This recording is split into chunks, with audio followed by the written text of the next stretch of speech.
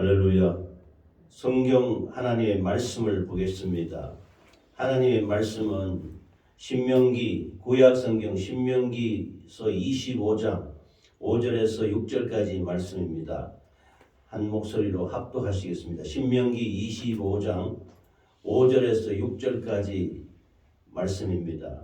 함께 읽겠습니다. 시작. 형제들이 함께 사는데 그중 하나가 죽고 아들이 없거든 그 죽은 자의 아내는 나가서 타인에게 시집가지 말 것이요 그의 남편의 형제가 그에게로 들어가서 그를 맞이하여 아내로 삼아 그의 남편의 형제된 의무를 그에게 다 행할 것이요 그 여인이 낳은 첫 아들이 그 죽은 형제의 이름을 잊게 하여 그 이름이 이스라엘 중에서 끊어지지 않게 할 것이니라. 아멘. 구약 성경의 신명기 25장 5절에서 6절 말씀입니다. 이 계대 혼인법이라는 그 하나님의 율법의 계명의 말씀입니다.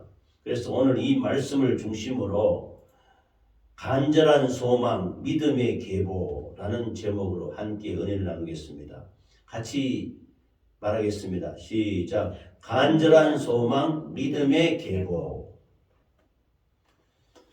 신명기 25장 5절에서 6절까지 말씀은 모세가 하나님의 말씀을 대언해서 이스라엘 백성들에게 말해준 율례요, 규례요, 계명이요, 생명의 말씀인 것입니다. 이 말씀을 보면은 형제가 사는데 같은 집안에 형제가 사는데 하나가 마지애가 먼저 죽어버렸어요. 그런데 그 형제 맏아들에게 아들이 없는 겁니다. 그러면은 그 아내가 다른 형제 따가서 다른 데 시집까지 아니하고 다른 형제가 그에게로 들어가서 그를 맞이해서 아내로 삼고 그의 남편 된 형제의 의무, 즉 후손을 잇게 하기 위해서 그에게 행하는 것입니다. 그래서 그 여인이 낳은 아들이 죽은 그 맏아들의 그 이름을 잊게 해서 그 후손이 계보가 이스라엘 중에서 끊어지지 않게 할 것이니라. 이런 계명의 말씀입니다. 이건 상당히 성경에서 여러 가지 많이 언급이 되는 아주 중요한 내용인데 여기에 대한 오해도 좀 있고 해서 오늘 이 말씀을 은혜를 받고자 합니다. 지금 이스라엘 백성들은 유대인이라고 합니다. 그 유대인과 우리 한국 사람이 닮은 점이 좀 있어요. 대한민국하고 이스라엘인 유대인하고 좀 닮은 점이 있는데 첫 번째 제일 중요한 것이 장자를 맏아들, 장자를 중요시한다는 이 사상입니다. 생각입니다. 유대인들도 이 구약 성경에 보면 장자를 굉장히 소중하게 생각했어요. 그래서 장자권이라면은 최우선입니다. 어떤 가정에 장자가 있고 차자로 태어나면은 장자한테 모든 전권이 주어지는 것입니다. 장자한테 모든 축복의 권한이 다 내려가는 것입니다. 그래서 장자가 유산을 더 차자보다 더 많이 받고 그 부모의 그 유산을 모두 이어받는 계보를 이어가는 것입니다. 이것이 지금은 많이 달라졌습니다. 법률적으로도 달라지고 해서 우리나라는 지금 장자에게 유산을 더 준다. 이거 아닙니다. 이게 바뀌었어요. 지금은 아들, 딸 관계없이 그 후손에게 만일 부모에게 유산이 있다면 똑같이 나누어 주는 겁니다. 근데 옛날에는 장자가 우선권이에요. 그랬는데 유대인들, 이스라엘 사람들은 그렇게 장자로 우선했다. 그래서 이 대표적인 게 장자권에 대한 분쟁이 보면은 우리들이 잘 아는 그 이삭의 두 아들이 있지 않습니까? 아브라함의 아들 이삭. 그 이삭의 후손 중에 에서와 야곱이 있습니다. 에서와 야곱이 있는데 에서가 장자인데 둘 다 쌍둥이에요. 태중에서 싸웠다 그랬어요. 리브가가 이 아이들을 잉태했을 때 그 태중에서 에서와 야곱이 발로 치고 잡고 싸웠다는 겁니다. 왜냐? 누가 서로 장자 되려고. 그래서 그 하나님의 말씀이 너의 뱃속에 두 민족이 있다. 그런데 어린 자가 먼저 된다. 큰 자가 어린 자를 섬기리라. 이렇게 리브가에게 말해주는 것입니다. 그런데 이 태어날 때 막 싸워서 서로 먼저 나가려고 하는 것은 장자가 되려고 하는 것입니다.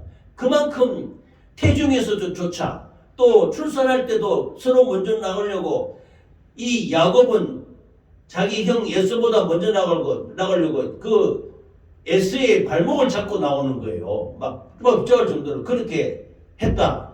나중에 유다 후손에도 그런 경우가 있는데 에서와 야곱이 서로 먼저 태어나서 장자가 되려고 그렇게 다투었다는 것입니다. 그래서 나중에 이 장자권으로 말미암아 에서가 장자권을 소홀히 여기고 팥죽 한 그릇에 장자권을 팔지 않습니까?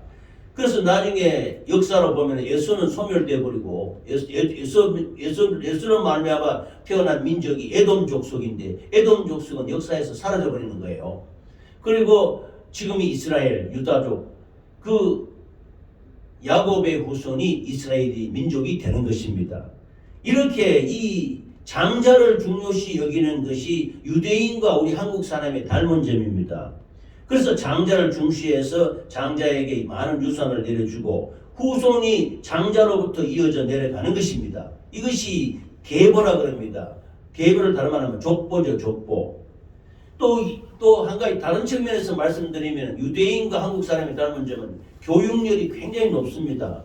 머리가 총명하고 교육열이 높아서 세계적으로 이 1, 2위 하는 정도로 이렇게 우수한 민족이라고 이렇게 합니다. 그래서 이스라엘 민족은 하나님이 택하시고 지금 이 시대에 와서 대한민국은 하나님의 영적인 이스라엘이라고 할 정도로 하나님의 복음을 받아들여서 하나님께 영광을 돌리는 우리나라가 된 것입니다. 할렐루야.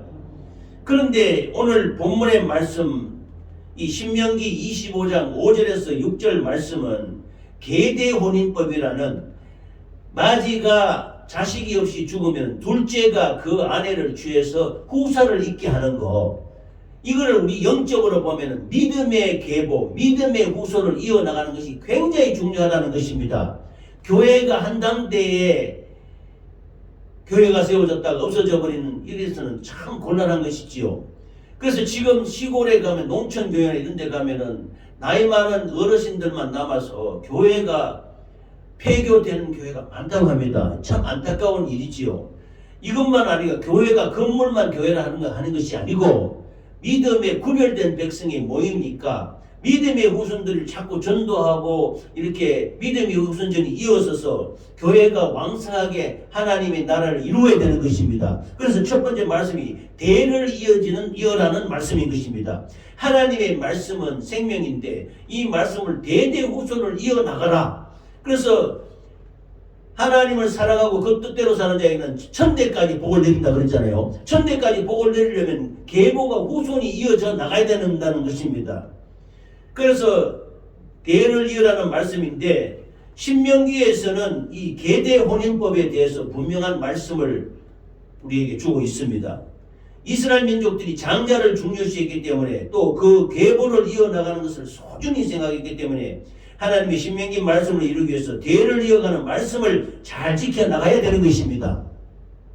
오늘날 우리 영적인 자녀들, 믿음의 형제들도 믿음의 계보, 믿음의 형제를 잘 이루어서 이 교회가 소멸되지 말고 없어지지 말고 소중하게 말씀을 지키고 대대로 천대까지 복을 받으시기를 예수 이름으로 축원합니다.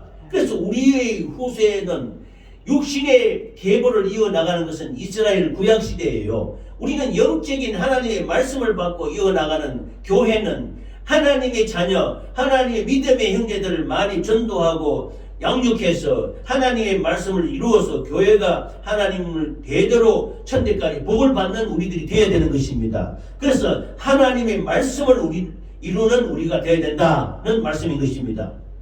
그래서 후사가 없이 죽은 형제의 그 이름을 이어서 계속해서 결혼하게 되는 것을 계대혼인법이라 합니다. 계대혼인법. 그 형제를 이어서, 그러니까 이게 육적으로 생각하면은 그게 뭐냐? 형이 죽었는데 동생이 들어가서 형수의 또 그 계를 잇기 위해서 또 나가고 이렇게 하는 것은 육적으로 보면은 그건 좋지 않은 거 아니냐? 이렇게 생각하는데 아니라는 거예요. 이스라엘 백성들은 하나님의 말씀을 이루기 위해서 그 후손을 잇기 위해서 정말로 간절한 소망으로 믿음의 후손을 얻기 위해서 이렇게 계대 혼인을 했던 것입니다. 이거를 뭐 좋지 않게 오해하고 하나님의 말씀인데 이것을 부정하거나 이렇게 해서는 안 되는 것입니다. 그래서 마태복음 1장에도 아브라함과 다윗의 자손 예수 그리스도의 세계라, 아브라함과 다윗의 자손 예수 그리스도의 계보라, 이 말씀입니다. 아브라함이 이삭을 낳고 이삭이 야곱을 낳고 야곱이 그의 며느리 다말로부터 베레스를 낳고 베레스가 헤스론을 낳고 헤스론이 라함을 낳고 라함이 아미다답을 낳고 아미다답을 나손을 낳고 나손이 살몬을 낳고 살몬이 보아스를 낳고 보아스는 룻에게서 오벳을 낳고 오벳은 이세를 낳고 이세는 다윗왕을 낳으리라. 14대 후손에 아브라함의 14대 후손이 다윗이 나오는 거예요. 그런데 거기에 보면은 신명기 말씀에 구약 성경의 신명기에는 이 계보 족보에 여자가 한 사람도 안 들어 있습니다. 여자는 계보 족보에 들어가지는 못했습니다. 이 구약 성경에는. 그런데 놀랍게도 마태복음 1장에는 여인이 3명이나 등장하는 거예요. 예수님의 그것도 전능하신 하나님 말씀이 육신되신 예수님의 계보에 예수님의 족보에 여인이 3사람 들어가 있단 말이에요. 근데 장자로 이어나가는 그 족보에 보면 첫 번째 여인이 다말이 누구냐? 유다의 며느리입니다. 유다. 아브라함과 다윗의 자손 예수 그리스도에게라. 아브라함이 이삭을 낳고 이삭이 야곱을 낳고 야곱이 유다를 낳고 이렇게 되는데 야곱의 장자는 유다가 아닙니다. 넷째 아들입니다. 그런데 첫째 아들이 하나님께 범죄를 했어요. 그 나중에 말씀드리겠습니다만 첫째 아들이 참 좋지 않은 일을 해가지고 첫째 아들 장자권이 뺏기고 유다가 장자가 되는 거예요. 유다가 장자가 되는데 유다의 아내가 빨리 죽어버려. 그래서 그 며느리 다말로 통해서 계보로 이어나가는 거예요. 참 인간의 생각으로는 황당하고 그게 무슨 족보가 그러냐 이렇게 오해할 수 있지요. 그건 아니다 이거야. 유다의 며느리 다말을 통해서 믿음의 후손을 잇기 위해서 그 다말을 통해서 믿음을 이어나가는데 베레스라는 아들을 낳게 되는 것입니다. 베레스가 누구냐? 다윗의 선조요. 그런데 또 두 번째 여인은 여리고의 기생이었던 라합입니다. 라합. 유다는 다발을 통해서 베레스를 낳고 베레스는 헤스론을 낳고 헤스론은 라함을 낳고 라함은 아미다답을 낳고 아미다답은 나손을 낳고 나손은 살몬을 낳고 살몬은 룻에게서 보아스를 낳고 살몬은 보아스를 낳고 보아스는 룻에게서 오벳을 낳고 이렇게 됐어요. 그게 보면은 룻이 나옵니다. 룻이 나오는데 룻은 이방 여인 암몬 족속 모압 여인이다. 모압 여인입니다. 모압 여인인데 그 시어머니 나오미의 며느리였다가 그 아들이 죽어버리고 나중에 이 어머니가 고향으로 돌아올 때 나중에 말씀드리겠습니다. 다말과 라합과 룻 이 세 여자가 등장하는 거예요. 이 세 여인이 결코 인간의 눈으로 거룩하게 이렇게 좀 보이는 게 아니고 상당히 오해하기 좋을 만한 그런 여인들이에요. 그러나 하나님의 놀라운 역사는 이 여인들을 통해서 이 여인들이 어떤 여인이냐? 인간의 눈에는 좋지 않게 보이고 올바르지 못한 행실이 그런 그 기생이 그런 무슨 이런 게 아니라 이거예요. 그 심령 속에는 믿음의 계보를 이어나가려는 아주 거룩한 생각이 있었다는 겁니다. 믿음의 계보를 나가려는 간절한 소망이 있었다는 것입니다. 이게 오늘날 우리 영적으로 주시는 은혜의 말씀은 우리도 이와 같이 오늘 이렇게 전도하기로 다짐을 했지 않습니까? 믿음의 형제를 이어나가고 믿음의 식구를 믿음의 형제를 이렇게 번창하게 하는 것은 필수적이요 하나님이 거룩한 뜻을 이루는 것입니다. 할렐루야. 그래서 이 다말과 라합과 룻 모두 이방 여인이에요. 그 당시 유대인 당시에는 이방 여인을 받아들이지 않습니다. 그런데 이방 여인을 통해서 놀라웠게도 예수 그리스도의 계보가 이어지는 것입니다. 마지막에 마리아에서 예수가 나시니라 이렇게 되는 거예요. 특히 여기에서 다말 유다의 며느리였던 다말과 룻은 다말이 며느리인데요. 며느리인데 아들이 죽어버렸어. 그러자 이제 나중에 말씀드리겠습니다. 계대 혼인법으로 해서 자손을 이어나가는 거예요. 이 계대 결혼을 통해서 예수 그리스도의 그 계보를 형성하는 놀라운 하나님의 섭리가 나타나는 것입니다. 즉 남편이 없이 후사가 없이 죽음으로 말미암아 그 믿음의 식구, 믿음의 계보, 후손을 잇기 위해서 남편의 형제나 가까운 사촌이나 이런 분들과 결혼해서 믿음의 계보, 자녀들의 계보를 이어나가는 놀라운 그 은혜인 것입니다. 할렐루야. 그래서 첫 번째로 유다의 며느리 다발이를 보면요, 그 계대 결혼을 통해서 장자권을 계승하는 거예요. 참 이 눈물겨운 얘기입니다. 성경의 계대 혼인법은 유다와 다말의 기사에 처음으로 나오는데, 이 말씀은 모세의 율법에서 나오는 신명기, 오늘 말씀 신명기 25장 5절에서 6절까지 말씀에 나타나 있는 것입니다. 이걸 그대로 말씀을 지킨 다말인 것입니다. 그래서 이 율법에 의해서 행해진 결혼의 대표적인 그 경우는 또 룻과 보아스의 결혼이라도 할 수 있는데, 그 범위가 죽은 자의 형제뿐 아니라 친족에게까지 사촌까지 확대되어서 보아스하고 결혼하는데요. 히브리 민족 계대군의 첫 사례는 이 유다의 그 야곱의 넷째 아닌 유다입니다. 유다의 며느리가 다말인데요. 유다가 본처에게서 아들 삼형제를 낳아요. 첫째 아들이 엘. 그러니까 엘이라는 아들의 그 아내가 다말이에요. 유다의 며느리단 말입니다. 그런데 엘이 죽어버렸어요. 그러니까 다말이가 과부가 됐잖아요. 과부가 되니까 그러면 어떻게 계대 결혼법에 하면 누냐? 둘째 아들 오난이 다말이하고 다시 살아서 후손을 이어줘야 되는 거예요. 그래서 그 형인 엘의 아들이 돼야 되지요. 그런데 이 오난이라는 녀석이 성경에는 참 이런 것까지 표현이 되었습니다. 이제 오난이 다말이하고 결혼해서 잠자리를 하는데, 얘가 여기서 자식이 태어나면 내 자식이 아니고 형의 후손을 이어나가는 거야. 그래서 이 오난이라는 녀석이 땅에다 설정을 한다 그렇게 되어 있어요. 그 성경이 그렇게 나왔어요. 성경은 그런 부분까지 표현이 되어 있습니다. 땅에다 설정하면 자식을 못 낳는 거예요. 씨앗이 안 들어가니까. 그렇게 하니까 하나님이 보시고 오난을 죽여버렸습니다. 그만큼 이 결혼해서 생식하는 그것도 하나님이 거룩한 뜻을 이루는 것이라고 할 수가 있는 것입니다. 이것을 사람들이 좋지 않게 보거나 오해하면 안 되는 것입니다. 그래서 오난이 죽어버렸네? 그러면 어떻게 해요? 셋째 아들을 다시 줘야 되잖아요. 계대 혼인법에 따르면 자식이 이어나가야 되니까. 근데 셋째 아들이 누구냐? 셀라야, 셀라. 셀라인데 유다가 강화 보니까 첫째 아들도 다말이라는 여자가, 며느리가, 아니 아들 잡아먹는 며느리야. 우리말로 하면 우리나라 사람들 옛날 말이 그랬지요. 저 며느리 잘못 들어오면은 저 아들 잡아먹는 며느리라고. 그런데 첫째 아들 죽어버렸네. 엘. 둘째 아들 셀라 오난 들어가서 땅에다 설정해서 하나님이 죽이셨다고 그랬어요. 그만큼 자식을 이어나가는 것이 소중하다 이 말입니다.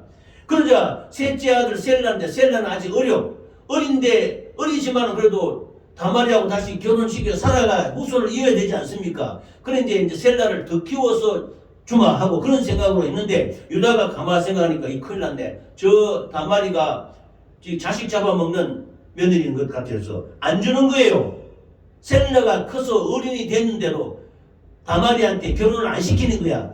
근데 이제 다말 며느리는 어떻게 생각하냐면, 지금 자기 친정집에 돌아가서 수조를 하면서 자기 시아버지가 자기 그 셋째 아들 셀라가 장성해서 자기와 결혼시켜서 믿음의 후손을 이어나가게 해줄 줄 알고 기다리고 있는데, 아무리 장성해도 안 줘. 그러자 다말이가 어떠냐면 창녀처럼 변장해서 이 유다하고 관계를 갖게 되는 겁니다. 이게 이 다말을 통해서 베레스가 태어났는데, 베레스는 예수님이 족보에 들어있는 아들이에요. 근데 이거 참 대단한 거죠. 이 하나님의 말씀을 나중에 되게 보겠습니다만은, 제가 좀 말씀을 대신 읽겠습니다. 그러니까 다말이 창세기 38장 14절입니다. 그가 그 과부의 어복을 벗고 노을로 얼굴을 가리고 몸을 휩싸고 딥나 길곁 에나임 문에 앉으니, 이는 셀라가 장성함을 보아서도 자기를 그의 아내로 주지 않음을 말미암음이라. 유다가 이르되 무슨 담보물을 네게 주랴. 그러니까 유다가 창녀인 줄 알고, 시아버지가 며느리가 창녀인 줄 알고 돈을 주고 이제 들어간다는 거야. 그러자 당신이 도장과 끈과 손에 있는 지팡이를 달라. 그걸 받아놓고 관계를 해서 그 다말이가 임신을 하네? 잉태를 했단 말입니다. 그래서 나중에 이 유다가 알고 자기 며느리가 사통해서 아기를 가졌다. 그러니까 전혀를 그냥 당장 끌어내라 이러면, 그러니까 죽여라, 불태워 죽여버려라, 음란한 자식. 그런데 그때 다말이가 딱 내놓는 거야. 이 물건의 주인으로 말미암아 잉태하였나이다. 그게 누구냐? 도장과 건과 지팡이를 딱 내놓는 거예요. 그러자 유다가 깜짝 놀라는 거야. 유다가 그것을 알아보고 그는 나보다 옳도다. 내가 그를 내 아들 셀라에게 주지 아니하였음이로다 하고 다시는 그를 가까이 하지 않았더라. 해산할 때 베레스와 또 셀라를 한 두 아들이 또 나오는데요. 이 장자가 베레스입니다. 근데 이게 참 유다는 자신의 실적으로 말미암아 셋째 아들 셀라를 다말에게 주지 않았기 때문에라는 것을 자인하고 그 며느리를 다시는 가까이 하지는 않았잖아요. 자기 부인 아닌데 며느리인데. 그러나 이걸 참 우리 육신의 눈으로 우리의 인간 세상으로 보면 이게 무슨 콩가루 집안이냐 이렇게 생각할 수 있지요. 아니다 이거야. 하나님의 말씀을 이루기 위한 눈물겨운 다말의 그 거룩한 마음이 있는 것입니다. 저는 이것을 볼 때 참 이거 다말의 그 소중한 믿음의 계보를 이거는 그래서 마침내 역사상으로 예수님의 족보에 들어가게 됐단 말이에요. 예수님이 누굽니까? 하나님의 아들 아닙니까? 우리가 믿는 구세주 아닙니까? 구세주의 족보에 다말이 들어있다는 말입니다. 그러면 이것을 어떻게 오해해서 안 좋은 여자로 생각할 수는 없는 거 아닙니까? 하나님의 말씀을 이루기 위해서 그 인륜을 초월한 하나님의 말씀을 이루는 놀라운 승리를 이룬 것입니다. 이룬 사람이 다말인 것입니다. 이런 계보가 이어지는 것입니다. 또 룻이라는 여자가 있는데요. 룻은 엘리멜렉의 친척인 보아스의 계대 혼인법으로 예수 그리스도의 족보의 반열에 오르는 놀라운 여인입니다. 이 룻은 그 모압 여인입니다. 모압 여인은 모압 사람은 구원받지 못한 이방인이거든요. 그래서 그 시어머니 나오미가 그 이스라엘 나라에 흉년이 들어서 이 모압 땅으로 자기 남편과 아들 둘 데리고 갔다 사는데 남편 죽어버렸네. 또 아들 둘도 결혼시켰는데 나오미하고 룻하고 다른 자부 오르바를 하는데 룻하고 오르바 그 며느리를 봐서 결혼시키는데 둘 다 다시 아들도 다 죽어버렸네. 그러자 모압 여인 그 두 며느리만 하고 시어머니만 남은 여자들만 남은 거야. 그래서 나오미가 안 되겠다. 나오미는 그걸 잘합니다. 계대 혼인법을 잘합니다. 계대 혼인법은 뭐냐면 아들 죽어버리면 다음 아들로 대를 이어줘야 되는 거예요. 근데 아들이 없어. 그래서 성경에 보면요. 내 속에 아들을 생길 그 기대해서는 안 된다. 지금 태어나서 언제 장성해가지고 너희들 남편이 되겠느냐. 너희들은 친정으로 돌아가라. 그래서 다시 결혼 재혼을 하고 살아라. 이렇게 하는데 그 오르바는 시어머니를 떠났다 그래요. 근데 룻은 어머니의 하나님이 나의 하나님 될 것이요 어머니의 민족이 나의 민족이 될 것이라고 절대로 나는 죽더라도 어머니를 떠나지 않겠다 하고 시어머니를 따라오는 겁니다. 룻이. 이방 여인이 놀라운 고백이지요. 그 믿음의 계보에 들어가게 된 것입니다. 그래서 며느리는 가문을 떠나야 다른 남자와 결혼할 수 있습니다. 그 집에 남아있으면 남편의 동생과 결혼해야 되는 것입니다. 이게 참 놀라운 것이죠. 그래서 시어머니가 늙어 아들을 낳을 수가 없다고 한탄하니 며느리가 떠나가는 것입니다. 오르바는 떠나가고 룻은 나오미를 따라서 예루살렘으로 돌아와서 시어머니를 봉양하고 보아스라는 그 자기 친족의 밭에 가서 일을 하면서 보리를 주워오고 이삭을 주워와서 그 시어머니를 봉양하는 것입니다. 그러자 이 나오미가 룻기에 보면은 보아스를 이 룻과 결혼을 시켜야 되겠다. 근데 보아스가 누구냐 하면 정확히는 안 나오지만은 자기 그 아들들하고 사촌간 정도 될 거라고 가까운 친척이라고 이렇게 성경은 기록하고 있는 것입니다. 그래서 룻을 보아스의 밭에 가서 일하게 하고 나중에 그 보아스와 결혼을 해서 자녀를 낳는데 그가 유명한 바로 오벳입니다. 오벳이 누구냐면은 다윗 왕의 정조 할아버지예요. 할아버지. 정조 할머니가 룻입니다. 다윗 이스라엘의 제일 지금도 이스라엘 국기가 다윗이지 않습니까? 다윗의 별인데 그 다윗을 이스라엘 민족은 대단히 존경하고 따르고 우리나라 세종대왕 이상으로 그렇게 따르면서 국기까지 다윗을 별을 표시하는 그 다윗왕의 정조 할머니가 루시입니다. 정조 할아버지가 베레스 보아스입니다. 보아스. 그 루스를 통해서 오벳을 낳고 오벳이 이세를 낳고 이세의 8번째 아들이 다윗이 된 것입니다. 이 놀라운 일이지요. 그 후손으로 예수님이 태어나니 과연 다말과 라합과 룻 세 여인, 이방 여인 세 사람이 예수님의 족보에 들어간 것이 이게 불가하거나 거룩하지 못한 게 아니지 않습니까? 하나님의 말씀을 이루기 위해서는 그 심령 속에 거룩한 뜻을 갖고 하나님의 계보를 이어나가야 되겠다는 간절한 믿음의 소망이 있었던 것입니다. 할렐루야. 그러므로 우리는 이것을 계대혼인법을 오해해서는 안 되는 것입니다. 그래서 여기서 잠깐 이 말씀을 한번 제가 듣겠는데, 사마리아 여인에 대한 말씀이 또 있는데 이게 유명한 계대혼인법에 대한 오해가 많은 것이에요. 제가 읽는 거 들어보세요. 아멘. 이건 유명한 사마리아 여인에 대한 얘기입니다. 요한복음 4장 3절에서 30절까지를 지금 들으셨는데 여기에 대한 오해된 말씀이 참 많습니다. 유명한 분들도 다 이 사마리아 여인은 아주 음란한 여인이요, 행실이 바르지 못한 여인이요, 이렇게 오해를 많이 하고 있습니다. 우리가 전에 들었던 말씀은 이 사마리아 여인은 참 성경에 나오는 다말이나 라합이나 룻에 마찬가지로 예로 나오는 아주 하나님의 계명을 말씀을 지키고 계보를 이기라는 간절한 소망을 가진 여인입니다. 사마리아 여인이라는 오해도 있는데, 그래서 첫 번째 오해가 사마리아 여인은 행실이 올바르지 못하다. 남편이 5이 있고 지금 6번째 남편하고 사는데 아주 행실이 고약한 여자다. 이런 오해가 있고, 또 남편이 5인데 지금 있는 자도 네 남편이 아니다. 그래서 음란한 여인으로 오해를 하고, 남몰래 한낮에 다른 사람 물기를 줄 알 때 한낮에 우물가에 나오시니까 자기 행실이 부끄러워서 남몰래 물기르러 나왔다. 이렇게 다 오해를 하는 것입니다. 그러나 아닌 것입니다.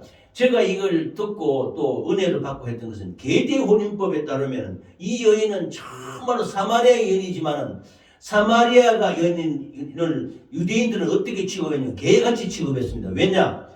유대인하고 사마리아는 같은 민족이었어요. 그런데 이거를 잘못해서 성전 지을 때 도망갔다. 이거 아닙니다. 성전 지을 때하고 솔로몬 이후에 로보암 시대에 이 로보암이 폭정을 했기 때문에 열족속이 유다와 베냐민 족속은 남아서 유다 왕국을 이루고 나머지 열족속이 사마리아로 가서 사마리아 나라 북이스라엘을 만들었던 것입니다. 그래서 그들이 두 민족이 두 나라가 두 분류로 두 나라로 나눠져 가지고 한 민족이 두 지파는 유다 민족이 유다 왕국이 되었고 10지파는 북이스라엘 나라를 만들어서 살고 있다가 북이스라엘이 아수르라는 그 주변의 강대국한테 멸망을 당합니다. 못된 짓을 많이 해서 하나님을 말씀대로 안 살고 이렇게 해서 망해버리는 거예요. 그러자 아수르에 있는 사람들이 사마리아 백성들 온데 다 흩어가지고 그 민족하고 혼혈 결혼을 시킨 거예요. 그래서 사마리아인이 됐는데 이게 잡족이야, 잡족. 이 유다인들이 볼 때는 자기들 순수한 혈통을 잃어버린 이스라엘의 12지파의 순결을 잃어버린 그 잡족으로 취급하면서 사마리아 사람을 개 취급하면서 상종을 안 했던 것입니다. 그래서 이 사마리아 여인이라는 오해가 있는 것이에요. 그러나 이 사마리아인 여인이지만 이분이 어떻게 야곱의 우물을 지키며 그 계대혼인법을 이어서 후손의 간절한 거룩한 뜻을 이어나가는지 놀라운 것입니다. 그래서 메시아를 만나서 여기 유명한 하나님께 예배하는 데는 신령과 진정으로 예배할지니라, 이런 성경 말씀이 나오는 것입니다. 성경 어디에도 사마리아 여인과 같이 이 영적으로 대답하는 이런 구절이 없는 것입니다. 그래서 이 말씀을 하나하나 보면은요, 이 사마리아 여인의 야곱의 우물은 믿음의 전통을 지키는 사마리아 여인이 있는 것입니다. 믿음을 전통을 지킨단 말이에요. 참 소중하게 하나님이 사마리아라 하는 잡족이 된 가운데서도 믿음의 굳건한 혈통을 지키면서 간절히 사모하면서 지키는 사마리아 여인이 있었던 것입니다. 그래서 유다를 떠나서 예수님이 다시 갈릴리로 가실새 사마리아를 통과해야 하겠는지라 이렇게 말씀했습니다. 이거는 예수님이 갈릴리로 가려면 사마리아를 지나가야 된다고 이렇게 말을 합니다. 쉽게 말하면 지름길이야. 여기에 대한 오해도 있습니다. 왜 예수님이 사마리아로 갔냐? 그러면 전도하러 가셨다. 이렇게도 되지만은 그 사마리아를 통과해서 갈릴리로 가야 되기 때문에 예수님이 그리로 가셨고, 물론 그 하나님 전지전능한 하나님이 사마리아의 연을 통해서 복음화시키기 위해서 말씀을 증거하기 위해서 가시는 것도 되는 것입니다. 그래서 사마리아에 수고라는 동네에 이르니 되는데, 수고라는 동네가 어떤 동네냐 하면은 야곱이 아브라함과 이삭과 야곱 있잖아요. 야곱이 그 아들 요셉, 총리로 있던 요셉 있잖아요. 요셉에게 나중에 적과 꿀이 흐르는 땅에 들어와서 요셉의 후손에게 준 땅이 수고라는 동네 그 근처가 전부 요셉의 땅이었던 것입니다. 거기에 야곱이 판 우물이 있었는데 예수님이 그 우물가에 앉아서 있으니까 사마리아 여자가 물길로 나온 거예요. 근데 여기 말씀해 보면 6시가 되었더라 했는데 유대인의 계산법에 따르면 이게 6시는 한낮이라고 해요. 한낮. 그런데 로마 계산으로 하면 이거는 저녁 6시, 오후 6시가 된다고 합니다. 그래서 이것을 가지고 부끄러우니까 사마리아인이 남편을 5명, 6명 데리고 사는 아주 행실이 옳지 못한 여인이니까 부끄러워서 자기 행실 드러날까봐 한낮에 물들어 나왔다. 이렇게 오해하는 것은 안 되는 것입니다. 참 소중하게 말씀을 지키는 분이시지요. 그래서 사마리아 여자 한 사람이 물을 기르러 왔으니 예수께서 물을 좀 달라 하니까 이 사마리아 여인이 그러니까 당신이 유대인 아니냐 말이야. 나는 사마리아니까 유대인들이 사마리아인을 개취급하면서 상종을 안 하는 것을 아는데 어찌하여 나에게 물을 달라고 합니까? 하면서 처음에는 인정하지 않는 것입니다. 그러다가 예수께서 대답하여 이르시되 네가 만일 하나님의 선물과 또 네게 물 좀 달라 하는 네가 누구인 줄 알았더라면 네가 그에게 구하실 것이라. 이 여인은 지금 예수님이 구원주 메시아 예수 그리스도인 것을 모르는 것입니다. 모르고 예수님이 물을 달라 하니까 왜 유대인인 당신이 나에게 물 달라 하느냐. 예수님이 주시는 물은 하나님의 성령인 것입니다. 성령의 능력으로 그 생수가 그 배에 차면 생수가 강물같이 흐른다고 이렇게 성경이 말씀하고 있는 것입니다. 그러자 여자가 주여 물길을 그릇도 없고 우물도 깊은데 어디서 당신이 그 생수를 얻게 삼나이까 하자 예수께서 대답하니 이르시되 이 물을 마시는 자보다 다시 목마르느니라. 그러니까 실제 우리가 먹는 이 물을 먹으면 다시 목마른다 이거야. 그러나 내가 주는 물을 마시는 자는 영원히 목마르지 아니하니. 그러면 예수님이 주시는 생수는 뭐냐? 성령이다. 성령. 나는 메시아 구원주로 와서 너희에게 성령을 주는 하나님이시라는 것을 나타낸 것입니다. 이 여인이 이제 깨달은 거예요. 먹는 생수가 아니고 영혼을 소생시키는, 영혼에게 생명을 주는 성령의 역사인 것입니다. 그러자 여자가 이르되 주여 그런 물을 내게 주사 목마르지 않고 또 여기 물길로 오지 않게 하옵소서. 성령을 강구하는 것입니다. 메시아를 간절히 소명하며 계대 혼인법으로 남편이 5명 있고 지금 있는 분자는 그 남편이 아니다. 이것도 해석이 좀 상당히 논란이 많은 거지만은 첫째는 왜 남편이 5명 있으면 되냐면 아들을 못 낳았다는 거예요. 그리고 그 남편들이 다 죽었다는 거야. 죽어서 아들을 못 낳고 거룩한 후손을 이어나가지를 못하니 지금도 남편이 있는데 그거로부터 후손을 못 얻었다는 그 징조도 되고 또 하나는 마태복음 22장 23절 31절에 보면은 이런 말씀이 있습니다. 선생님이 모세에게 이르시되 때 사람이 만일 자식이 없이 죽으면 그 동생이 그 아내에게 장가들어 형을 위하여 후사를 세울지니라 하였나이다. 너희 중에 칠형제가 있었는데 그 마지가 장가들었다가 죽어 후사가 없으므로 그의 아내를 그의 동생에 끼쳐두고 둘째와 셋째도 7째까지 그러고 최후에 그 여자도 죽었다. 그러면 부활 중에 누구 아내가 될 것이냐 이렇게 하니까 예수님이 아니다. 천국에는 부활에는 시집가고 장가가는 거 없다. 그리고 아내와 남편도 없다. 형제처럼 사랑하는 형제처럼 그렇게 산다.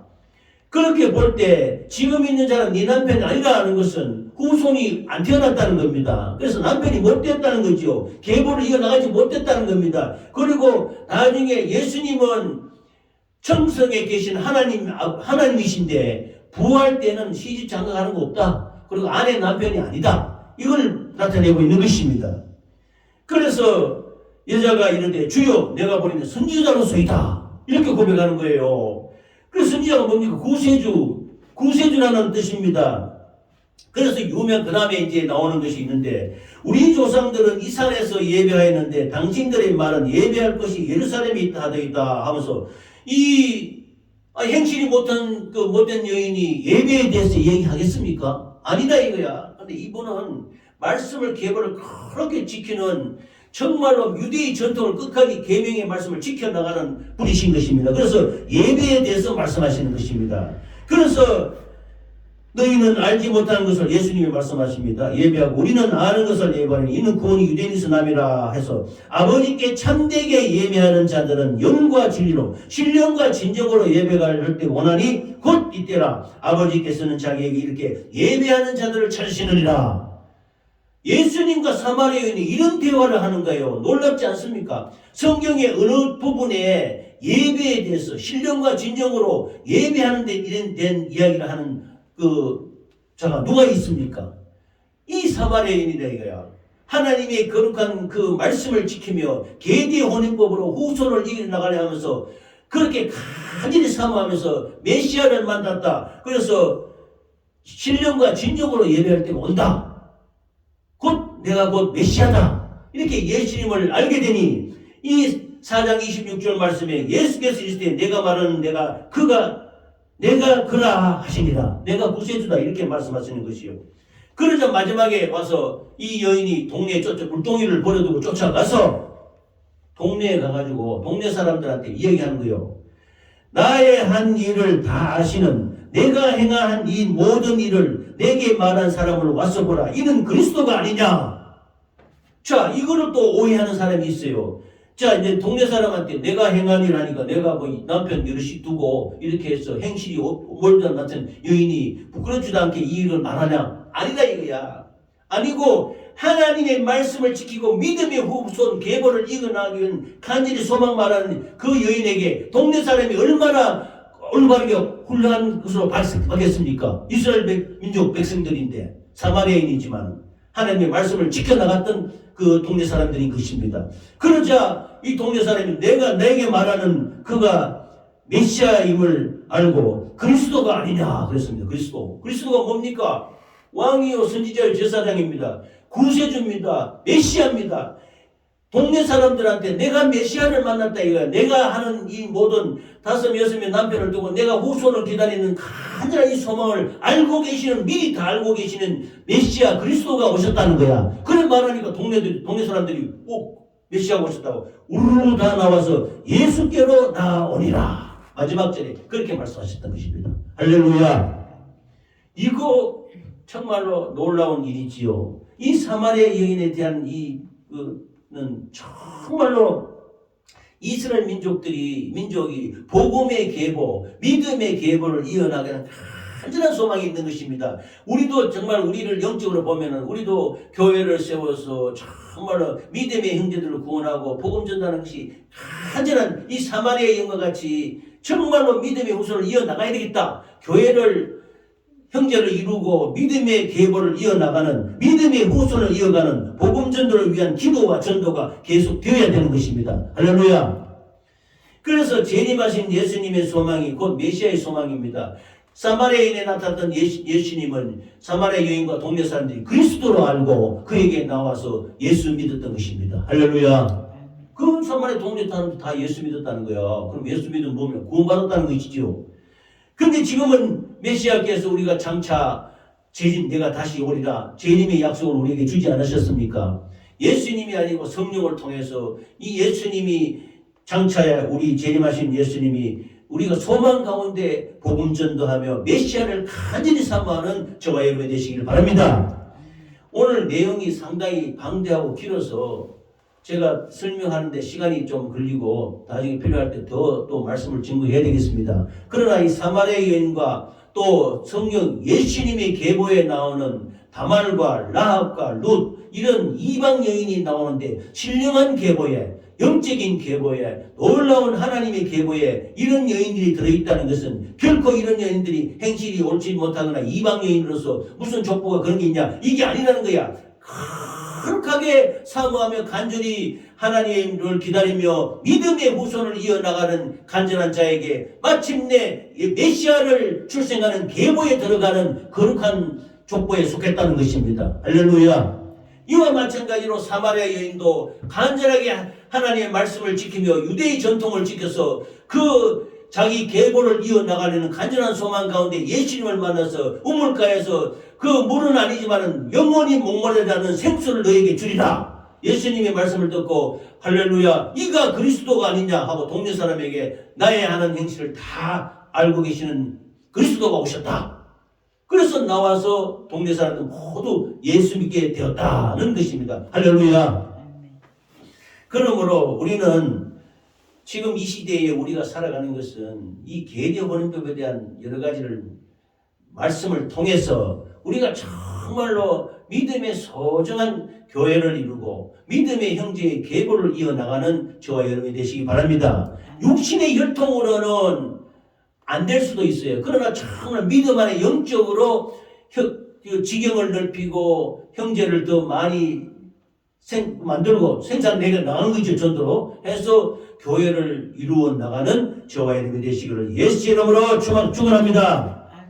소망 가운데 우리의 믿음의 계보, 믿음의 혈통을 이어나가는 것이 굉장히 중요한 것입니다. 육신의 혈통을 지켜나가는 것은 이스라엘의 구약시대의 예표입니다. 예표. 하나의 예수인데 지금 이 시대에 이 계대 혼인법이 주시는 말씀은 우리에게 영적인 자녀, 영적인 후손, 영적인 형제를 많이, 영적인 식구를 많이 번창해서 복음 전도를 통해서 하나님의 나라를 확장하고 교회를 이루는 소중한 뜻이 우리에게 주어지는 것입니다. 할렐루야.